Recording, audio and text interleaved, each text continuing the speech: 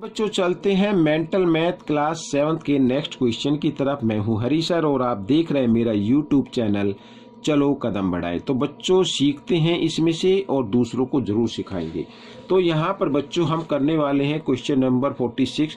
जैसा कि आप अपनी स्क्रीन पर देख पा रहे हैं, 4.5 kg of sweets are shared equally among 5 children. ठीक है बच्चों, स्वीट है 4.5 kg और ये 5 चिल्ड्रन में इक्वली शेयर की जानी है, बांटी जानी है। तो how many gram of sweet does each child gate.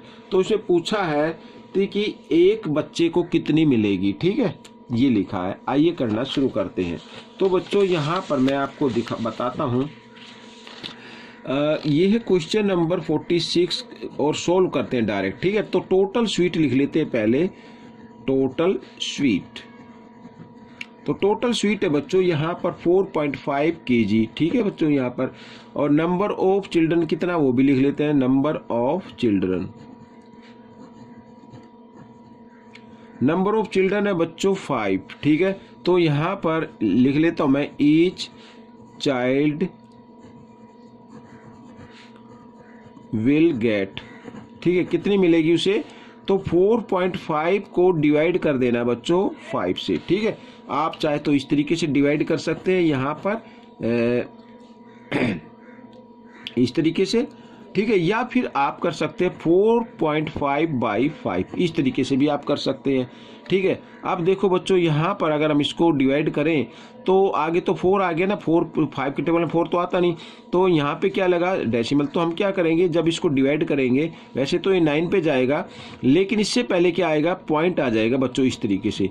तो ये आ गया 0.9। अब आप कहेंगे 9 क्या है, ये 900 ग्राम है। इसके पीछे 20 लगा सकते हैं आप, ठीक है बच्चों, क्योंकि 3 डिजिट तक ग्राम होता है और 4 डिजिट आते ही किलोग्राम बन जाता। तो 900 ग्राम हो गया।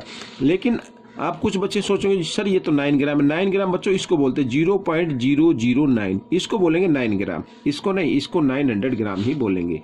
तो अब हम चलेंगे नेक्स्ट क्वेश्चन पर, क्वेश्चन नंबर 47, और इसको भी हम डायरेक्ट करेंगे। देखो यहां पर लिखा है बच्चों, a book case is 2.38 metre tall high. ठीक है बच्चों, and height of each shelf is 34 centimetre. How many shelves are there. तो वहां पर कितनी शेल्फ्स हैं ये हमें फाइंड आउट करना है। तो बुक केस है बच्चों यहाँ पर 2.38 मीटर। देखो मैं आपको बताता हूँ, जिसमें बुक रखी जाती है यहाँ पर ये देखो, ये बुक केस हो गया। ठीक है, इसकी जो हाइट है वो है 2.38 मीटर। ठीक है, लेकिन इसमें ऐसे शेल्फ बने हुए हैं, एक ये बन गया, एक ये बन गया। तो इन दोनों के बीच की हाइट है वो है बच्चों यहाँ पर 34 सेंटीमीटर, इस तरीके से। ठीक है, तो टोटल हाइट ऑफ केस लिख ले, बुक केस लिख लेते हैं यहाँ पर। तो total height of book case. ठीक है, टोटल हाइट कितनी है बच्चों, 2.38 मीटर। या फिर हम इसको लिख सकते हैं, देखो क्योंकि सेंटीमीटर में दिया हुआ ना, तो इसके भी हम सेंटीमीटर में चेंज कर लेते हैं। इसको या तो मीटर में चेंज कर सकते हो या सेंटीमीटर में। हम क्या करेंगे, सेंटीमीटर में चेंज कर लेते हैं। तो 2 मीटर में 200 होते हैं, तो यहाँ पर 200 प्लस और 38, क्योंकि ये तो सेंटीमीटर है, तो ये बन गए सेंटीमीटर, यानी 238 सेंटीमीटर। ठीक है बच्चों, तो यहाँ पर लिख लेते हैं हाइट ऑफ वन शेल्फ। तो हाइट ऑफ वन शेल्फ कितनी है बच्चों, 34 सेंटीमीटर है। अब नंबर ऑफ शेल्फ हमें फाइंड करना है, तो यहां पर मैं लिख लेता हूं नंबर ऑफ शेल्फ। ठीक है, तो वो क्या होगा, टोटल हाइट को हमें डिवाइड कर देना 34 से। ठीक है, इस तरीके से आंसर आ जाएगा। या फिर आप कर सकते हैं यहाँ पर 238/34 से, इस तरीके से भी कर सकते हैं। आइए ऐसे कर लेते हैं, तो 2 से कर लेते हैं, 2 1 जा 2, 2 7 जा 14, यहाँ पर 2 1 जा 2, 2 1 जा 2, 2 9 जा 18। अब 17 की टेबल में बच्चों ये आता है, 17 7 जा होता है बच्चों 119। ठीक है, तो यहाँ पर ये 7 आपका आंसर आ गया।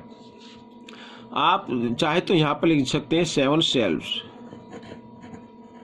ठीक है बच्चों, ये आपका आंसर आ गया। अब हम करने वाले हैं बच्चों क्वेश्चन नंबर 48। ठीक है बच्चों, 48 करने वाले हैं। आइए 48 का भी मैं सोल्व कर देता हूँ।